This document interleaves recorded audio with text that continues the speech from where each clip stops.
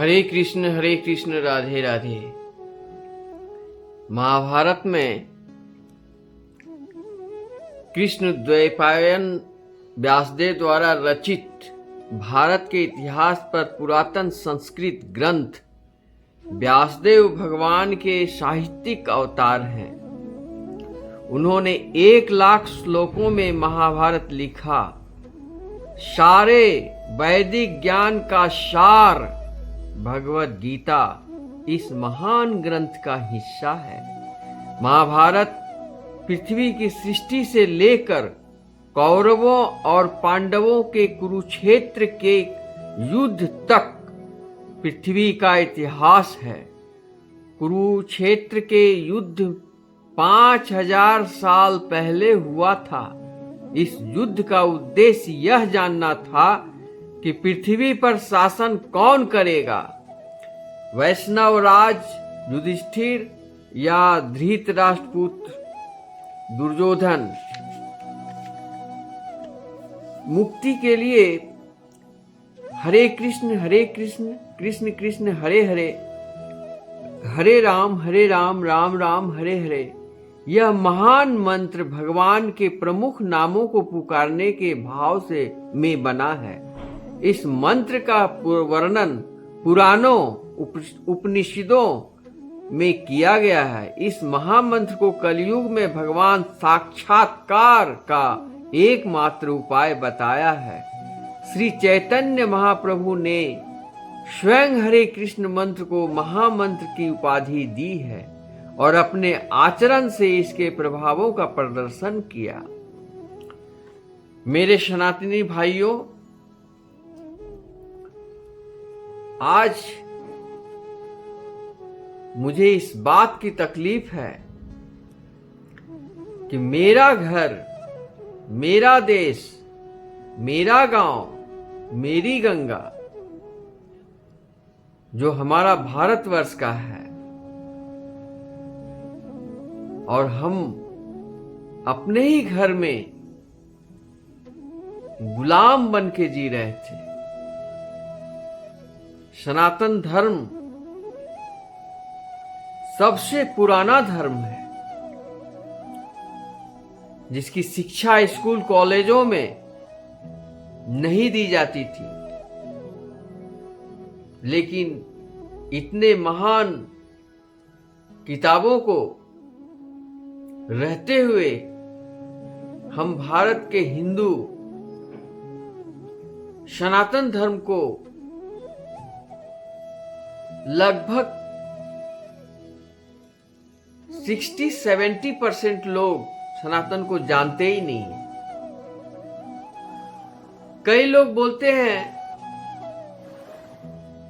कि ये 18 पुराण हैं, सभी में अलग अलग बातें हैं,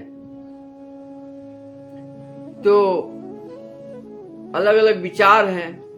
पागल हो जाएंगे, समझने नहीं सकोगे ये क्या है।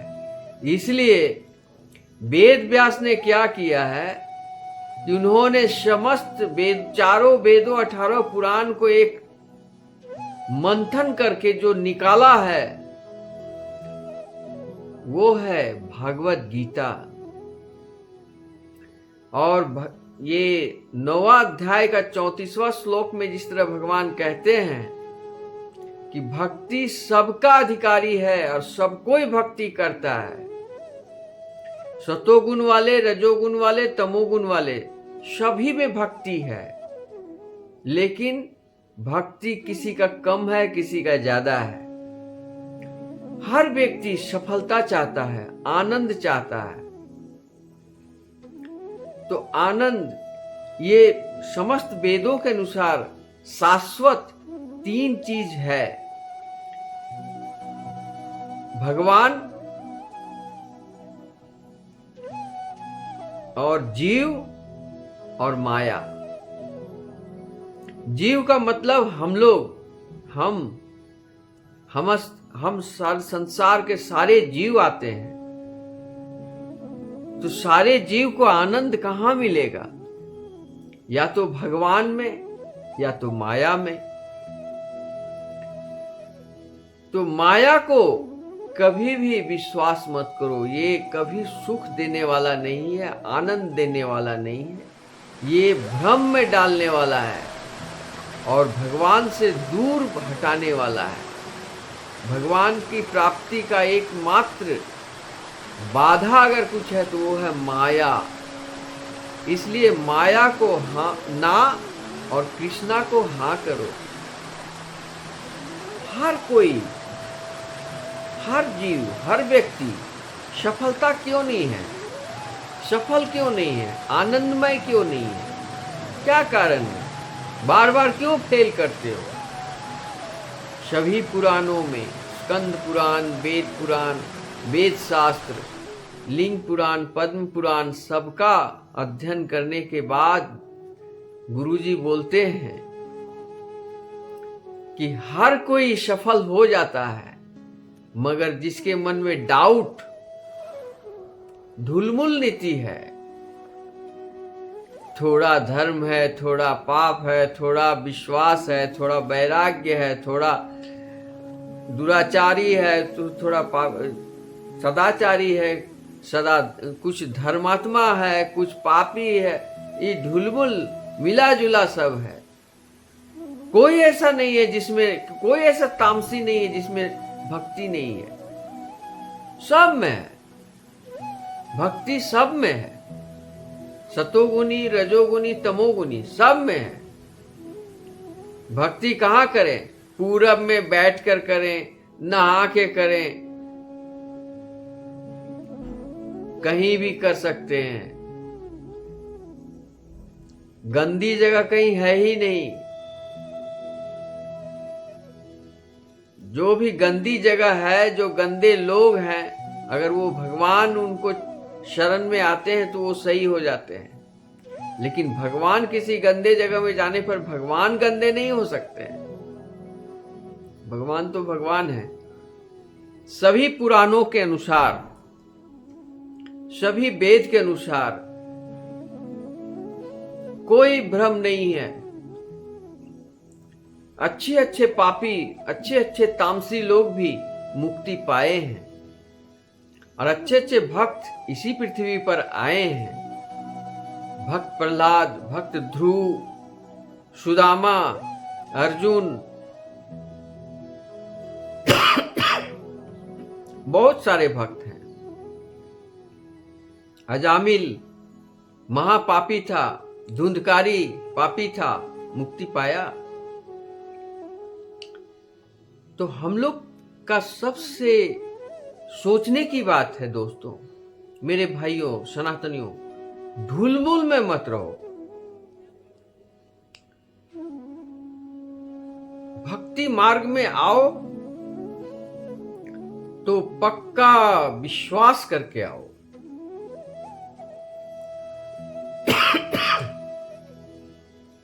वरना ना आओ।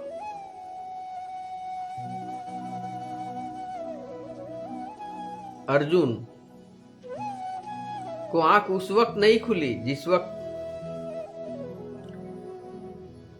चीरहरण हो रहा था। अर्जुन को उस वक्त आंख नहीं खुली जो लाक्षागृह में सबको जलाने का, मार देने का षड्यंत्र रचा गया। अर्जुन को शिक्षा देने के लिए श्री कृष्ण बहुत बार कोशिश किए, मगर उनको कोई समझा नहीं सका, मोह नहीं त्याग सके।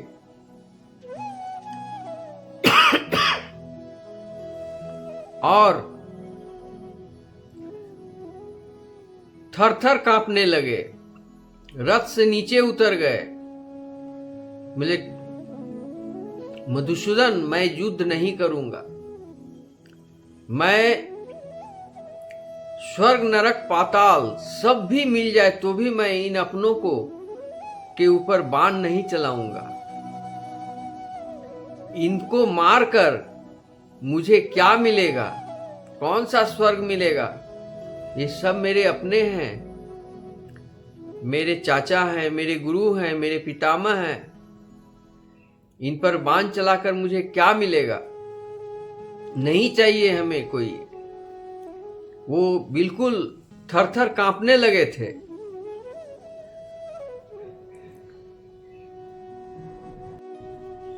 इतना घबरा गए थे कि युद्ध से भाग जाना चाहते थे। तब श्री कृष्ण ने एक माया रची। जब अर्जुन का पुत्र अभिमन्यु का वध हुआ,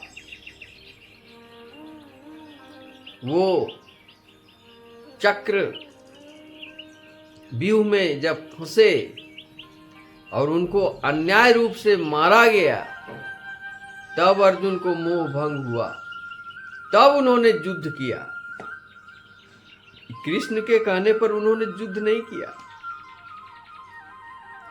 और उनकी अज्ञानता इतनी थी कि उनको 5 पति के सामने चीरहरण हुआ। ये कोई मामूली बात है? आज हमारी बहन बेटी को कोई खींच के ले जाएगा और उसका वस्त्र उतारने का कोशिश करेगा तो वहां पर क्या होगा? मर्डर हो जाएगा। आप इस बात को गौर करते हैं? लेकिन 5 पति होकर के उसकी रक्षा कोई नहीं किया। उसी दिन द्रौपदी इन लोगों को 5 को दिल से त्याग दी। वो प्यार नहीं रहा। कहते हैं ना, मेरी उनसे कोई अनबन नहीं, मगर अब उनसे वो मन नहीं रहा। गांधारी आंख बंद करके थी, आंख एक पट्टी खोली, मगर उस दिन खोल दी होती, एक स्त्री होकर स्त्री की रक्षा कर ली होती, मगर नहीं। इतने होने के बावजूद भी अर्जुन को आंख नहीं खुला। जब उनका पुत्र का हत्या हुआ, तब जाकर के उन्होंने जयद्रथ को वध किया और फिर वो महाभारत का युद्ध में सभी को पराजित किए। तो इसलिए मेरे सनातनी भाइयों, सफलता के पीछे 2 कारण है और असफलता के पीछे भी 2 ही कारण है। वो क्या? ये मोह असफलता का कारण है, मोह का त्याग सफलता का कारण है। मोह असफलता का कारण है और त्याग सफलता का कारण है। इसलिए मोह को त्यागो, माया को त्यागो। और परम सत्य क्या है? वो है कृष्ण। और कृष्ण भक्ति में ढुलमुल मत रहो, डाउट मत रहो। किसी भी क्षेत्र में हो, मैंने कहा ना कि आत्मबल, सेल्फ कॉन्फिडेंस, सेल्फ पेशेंस, ये जो है, और चरित्र, ये 3 चीज का जो शक्ति है हमारे अंदर, इसको मत खो। किसी भी परिस्थिति में मत खो, डाउट में मत रहो। जिस दिन तुम्हारे मन में डाउट हो गया, क्या पता मैं जीत पाऊंगा, क्या पता मैं लिख पाऊंगा, क्या पता भगवान से मुलाकात होगी, भगवान है कि नहीं मेरे हृदय में, मंदिर में पूजा करने जाऊंगा कुछ मिलेगा, ये जो डाउट है ना, इस डाउट को निकाल दो। डाउट से तुम्हारा कोई सफलता मिलने वाला नहीं है। जब पक्का भक्ति मार्ग में आ जाओ, सात्विक भोजन करने लगोगे, सात्विक सोच करोगे, आहार का बहुत बड़ा बहार है इस जिंदगी में। आहार से ही सारा संसार जी रहा है, बच रहा है। अन्नपूर्णा देवी की कृपा है, हर व्यक्ति को अन्न मिलता है। अन्न, जल, आहार। तो सात्विक आहार जो यदि करते हो तो सात्विक सोच आएगी। मैंने एक छोटा सा दृष्टांत बता रहा हूं। मैं एक रिश्तेदार के यहाँ गया था हाल ही फिलहाल में। तो उनके घर में कोई था नहीं, एक बुढ़िया थी। सभी लोग कहीं चले गए थे तीर्थ करने वगैरह। तो मैं पहुंच गया और बुढ़िया का उम्र बहुत ज़्यादा था, तो खाना पीना बनाने के लिए नहीं सक्षम नहीं रहती थी। मैं पहुंच गया हूँ, व्यवस्था खाने पीने का नहीं था उतना। तो मैं कहा कि मैं निकल जाता हूँ। तो बोली कि नहीं, आए हैं तो आज आपको यहीं रहना है। तो मैं रुक गया, स्नान वगैरह किया। तो वो बुढ़िया जो खाना बनाई, साग भात बनाने में उसको करीब 2-2.5 घंटा टाइम लग गया। आग जल नहीं रही थी ठीक से, बड़ी मुश्किल से चावल बना, दाल बना, साग बना। तो वो 2.5 घंटा मेहनत करने की, वो बुढ़िया जो मेहनत कर रही थी, इसी बीच हमारे हृदय में इतनी भूख जाग गई कि मैं बता नहीं सकता हूँ। और उस भूख में वो भोजन, सात्विक भोजन में इतनी आनंद थी कि लगता था कि ब्रह्मांड का सबसे स्वादिष्ट भोजन मुझे मिल गया है। और उसको पाकर हम धन्य हो गए। जो एक संपन्न फैमिली में नहीं है, जहाँ वैल्यू नहीं है, जहाँ आसानी से सारा खाना बन जा रहा है, नौकर चाकर बना के खिला दे रहे हैं, जब जो बोलो बन जा रहा है, कोई उतना दुर्लभ नहीं है, तो वहाँ के खाना उतना, वहाँ के भोजन में उतना स्वाद नहीं मिला। मैंने एक जगह और देखा, एक भिखारी के घर पे पहुंचा था, दिन भर वो भिक्षा मांगता था और उसके यहाँ एक ही टाइम खाना बनता था, दिन भर खाना नहीं बनता। दिन भर वो लोग दोनों, वो जो भिक्षा मांगने के लिए दोनों पति पत्नी बूढ़े बूढ़ी जाते थे और दिन भर उसमें कुछ लकड़ी भी चुन के लाते थे कि रात को जलावन में काम आएगा। तो एक दिन उनके यहाँ पहुंच गया मैं, कुछ दान किया। तो उन्होंने बोला कि भोजन करके जाएंगे आप हमारे यहाँ से, अगर आपको बुरा ना लगे। तुमने क्यों, बुरा क्यों लगेगा, जहाँ भक्ति जहाँ श्रद्धा वहीं खाऊंगा। तो उनके यहाँ भी खाना बना। तो जिस समय दाल को वो मिर्चाई में छौंकी तो गजब का सेंट आया। और दिन भर से वो लोग खाना नहीं खाए हैं, दिन भर का भूखे हैं। ये सोच सोच कर मुझे भी भूख लग गई। और वो खाना जब मैंने खाया तो ऐसा लगा कि हम बता नहीं सकते हैं। ब्रह्मांड का सारा अन्नपूर्णा मेरे अंदर आ गया। काफी आनंद हुआ। कहने का मतलब मेरा ये है कि जो बहुत ही आसानी से अगर कुछ दुर्लभ चीज अगर मिल जाए तो इंसान उसका कदर नहीं करता है, लेकिन बड़ा तकलीफ करके अगर कोई चीज को पाता है तो उसको बहुत स्वादिष्ट होता है, बहुत कदर भी करता है। ठीक उसी प्रकार भक्ति मार्ग है। जब भक्ति मार्ग में आएंगे तो बहुत दुर्लभ लगेगा आपको। मोह को त्याग करना है, क्रोध को शांत करना है, मन को एकाग्रचित करना है, ध्यान लगाना है, तब जाके आपको ज्ञान होगा। और ज्ञान से जब कर्म करेंगे तब सफलता मिलेगी। सभी वेदों में, पुराणों में सभी का एक ही कहना है। आप इन किताबों को पढ़ोगे तो पागल हो जाओगे, कुछ समझ में नहीं आएगा। लेकिन अगर आप वेद व्यास का रचा हुआ गीता पढ़ेंगे तो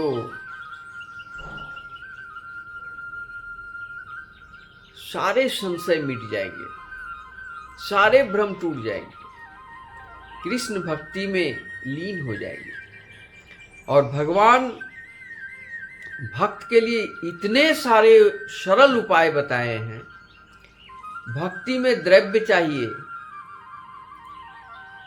कितनी चाहिए? भोग के लिए, प्रसाद के लिए, पूजन के लिए, दक्षिणा के लिए थोड़ा बहुत धन चाहिए। अगर कुछ नहीं है तो जल तो फ्री है, जल ही चढ़ाइए। हृदय में आपको पैसे की जरूरत नहीं लगेगा भगवान का नाम लेने के लिए। हृदय शुद्ध हृदय से। अब सवाल आता है, जैसे गुरुजी ने बताया कि कहां पर भक्ति किया जाए, तो गुरुजी कहते हैं कि हर एक जगह आप भक्ति कर सकते हो। बाथरूम हो, बेडरूम हो, किचन हो, बाहर हो, अंदर हो, छत हो, पृथ्वी के किसी भी जगह, कहीं कोई गंदगी नहीं है। और गंदगी अगर है तो तुम्हारे मन में है। ये आदमी गंदा है, ये जगह गंदा है, ये खराब है, वो खराब है, ये सोचते हो। कोई चीज गंदा नहीं है, कोई नियम नहीं है, कोई बंधन नहीं है। मैं आज ये बताकर मैं बहुत खुश हूं कि कोई बंधन नहीं है। बड़ा ही सरल उपाय है, मगर इंसान करते नहीं है। वही माया में चले जाते हैं, वही मोह में चले जाते हैं। संसार का जो माया क्या है? धन, पैसा, जेवर, बिल्डिंग, कार, बैंक बैलेंस, और जिंदगी में सुखी होने का सामग्री जुटा लूं, 100 साल के लिए जुटा लूं, यहां पल की खबर नहीं है। एक पल में तुम कहां चले जाओगे?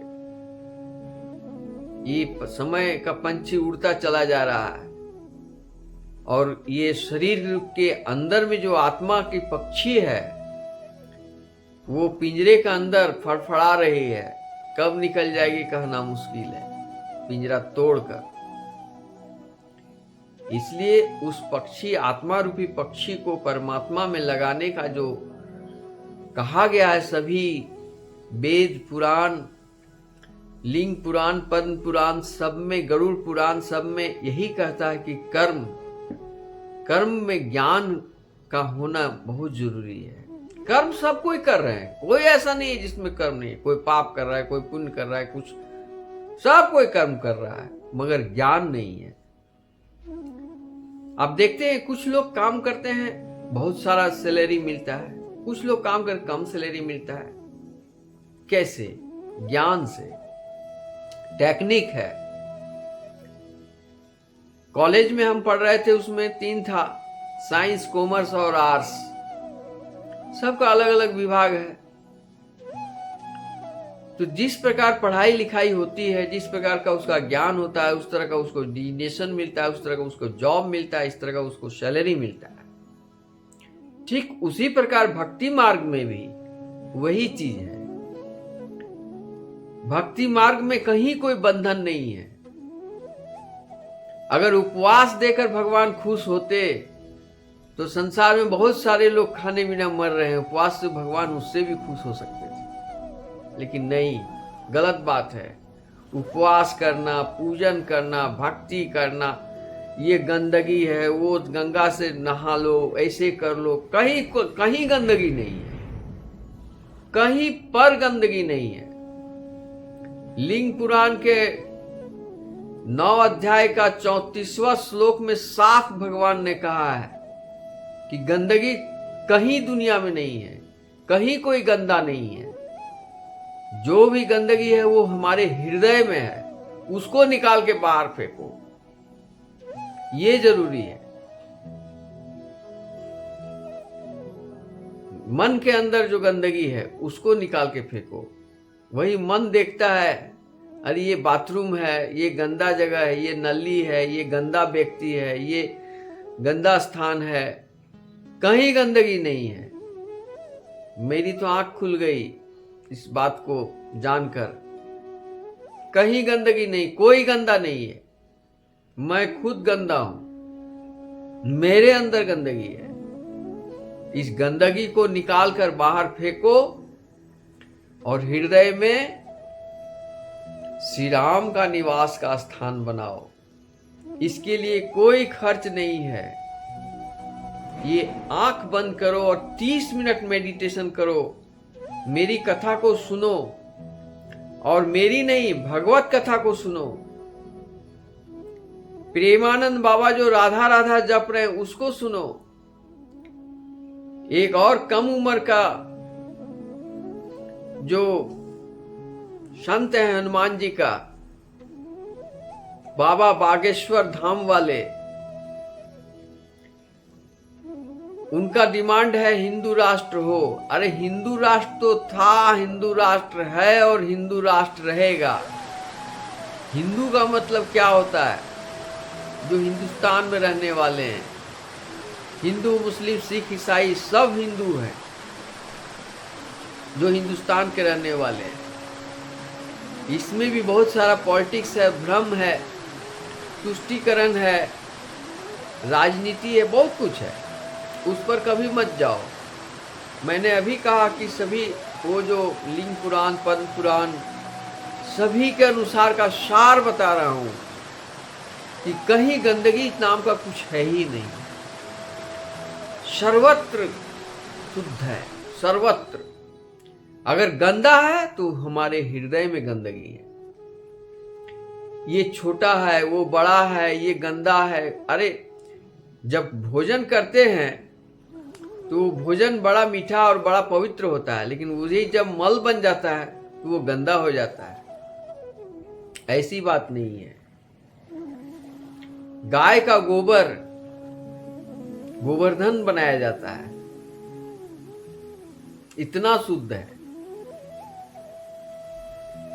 तो जिस दृष्टि, अगर आपको लगता है कि गंगा जल शुद्ध है, बाकी जल अशुद्ध है, अरे गंगा, वो जो एक कहावत आप सुने होंगे, रविदास, मन चंगा तो कटौती में गंगा, एक रविदास थे, तो उन्होंने कटौती में गंगा को पा गया था, क्योंकि उसके मन में गंगा था। सारांश यही है कि मन के अंदर जो गंदगी है उसको निकालो। और शाश्वत 3 चीज है संसार में, भगवान, जीव और माया। और माया में रहोगे तो भ्रम में चले जाओगे, दुख में चले जाओगे। माया से हटो और भगवान पर, श्री कृष्ण पर आओ, तो फिर देखो तुम्हारे अंदर क्या होता है। इसलिए माया को क्या है इसके बारे में बता रहा हूं। कृष्ण की बहिरंगा शक्ति जो जीव को, परम भक्त को भूलने के लिए भ्रमित करती है, वह जो नहीं है अवास्तविकता, भ्रम, विस्मृति, भौतिक भ्रम। भ्रमित होकर व्यक्ति सोचता है कि वह इस क्षणिक भौतिक संसार में सुखी हो सकता है। भौतिक जगत का ऐसा स्वभाव है कि कोई जितना अधिक भौतिक स्थिति का भोगने का प्रयास करता है, वह उतना ही अधिक माया की जटिलताओं में बंधता चला जाता है। ये श्लोकों में कहा गया है, अध्यायों में कहा गया है, गीता ज्ञान है। संस्कृत शब्द के कई अर्थ हैं। इसका अर्थ शक्ति भी हो सकता है। योग माया आध्यात्मिक जगत के दिव्य प्रकट को धारण करने वाली आध्यात्मिक शक्ति है, जबकि इसकी छाया महामाया इस भौतिक जगत की शक्ति है। भगवान की दोहरी माया जीव को भ्रमित करती है, इसलिए इसे भ्रम भी कहा जाता है। दिव्य भ्रम प्रेम द्वारा होता है, जिसमें भक्त भगवान को अपने स्वामी, मित्र, आश्रित या प्रेमी के स्वरूप देखता है। जीव का भौतिक भ्रम ब्रह्म ज्योति की चमक के प्रति आकर्षण से आरंभ होता है। जिस दिन भगवान पर आकर्षित हो जाओगे, भगवान का आकर्षण और सारा अपना दुख दर्द सब उन पर अर्पण कर दो और ढुलमुल डाउट में मत रहो, 100% उस पर लगा दो, भगवान मिल जाएंगे। लेकिन इतनी आसानी नहीं है कि डाउट तुम्हारे मन से निकल जाएगा। इसको निकालने में किसी को 1 सप्ताह लग सकता है, किसी को 10 मिनट लग सकता है, किसी को सालों लग सकता है, किसी को जीवन भर लग सकता है। इस तरह का जो डाउट है, क्या जाने भगवान है या नहीं, क्या जाने मंदिर जा रहा हूं भगवान हमको देंगे कि नहीं, परीक्षा में लिखने जा रहा हूं पास करेंगे कि नहीं, ये जो डाउट जहां मन में आ गया वहीं संदेह हो गया, लाइफ में सक्सेस नहीं हो सकता। इसलिए मायावाद दर्शन संस्कृत के में मायावाद का अर्थ होता है माया का दर्शन, भ्रम का दर्शन। शंकराचार्य का दर्शन मायावाद कहलाता है। दूसरों को विकास पहले से हुआ है, दोनों के द्वारा स्वीकार किए जाने वाले बुनियादी सिद्धांत इस प्रकार हैं। नाम, रूप, व्यक्तित्व, विचार, इच्छाएं तथा शब्द उद्भव माया या भ्रम से होता है, भगवान से नहीं। माया तर्क संगत ढंग से समझाई नहीं जा सकती, क्योंकि ऐसा विचार स्वयं माया है। किसी भी चीज को समझाने की आवश्यकता नहीं है। व्यक्तिगत आत्मा सनातन नहीं है, क्योंकि मुक्ति होने पर उसके अस्तित्व का अंत आता है। जिस प्रकार जब हमारी आत्मा मेरी शरीर से चली जाती है तो फिर वो सनातन नहीं रह जाती है, सनातन से परे हो जाती है, मुक्त हो जाती है। इसलिए सबसे आज मैं आपको ये बताना चाहता हूं कि हम लोग जो जीव हैं वो सबसे परम भाग्यशाली है कि हम भारत के निवासी हैं। उससे भी परम भाग्य है कि आप सनातनी हैं, और उससे भी परम भाग्य कि आप कृष्णामृत पी रहे हैं। उससे भी भाग्यशाली आप हैं कि कृष्ण भक्ति के मार्ग में आप चल रहे हैं। आइए हमारे सनातनी भाई, हम लोग सनातन को जगाएं, सनातन को बढ़ाएं, सनातन को समझें। हमारा धर्म, हमारा कर्म, हमारी बोली, हमारा पहचान सनातन है। मेरा मूल है वासुदेव कुटुंबकम, मेरे देश की नीति है अहिंसा परमो धर्म। फिर भी शस्त्र और शास्त्र, ये 2 चीज की आवश्यकता है। शस्त्र इसलिए जरूरी है कि कोई हमें हमारे देश को उंगली ना दिखा सके, और शास्त्र की जरूरत है कि हमारे स्कूल कॉलेज में भगवत गीता का अध्ययन हो, हर व्यक्ति में परिवर्तन हो। कोई पॉलिटिक्स में नहीं जाना है, किसी तर्क में नहीं जाना है, किसी माया में नहीं जाना है, किसी भ्रम में नहीं जाना है। अपने हृदय में गंदगी को निकालो, अपने हृदय में भगवान की भक्ति को मिलाओ। मन के अंदर जो डाउट है, संदेह है, इस भ्रम को इल्यूजन को निकालो, और निकाल कर उसके जगह पर प्रेम, भक्ति, श्रद्धा, शुद्धि, सत्य, दया, ये सब को आना प्रारंभ हो जाएगा। भक्ति तो सब में है, मगर कोई कम है, किसी में ज्यादा है। और किसी को, सबसे पहली बात, किसी को बुरा मत कहो। कोई बुरा बोलकर नहीं, कोई गंदा नहीं है। बुरा है, गंदा है, सिर्फ बार बार मैं ये कह रहा हूं, सभी वेद व्यास ने जो गीता में स्पष्ट जो लिखे हैं वो रचना में किए हैं, और उनका मूल उद्देश्य यही था कि हृदय परिवर्तन होना जरूरी है। हृदय में राम है तो जगत में राम ही राम नजर आएंगे। अगर हृदय में भोलेनाथ हैं तो पूरा जगत में जर्रे जर्रे में, धूले धूले में भगवान शिव ही नजर आएंगे। कृष्ण है तो कृष्ण नजर, राधा है तो राधा नजर आएंगे।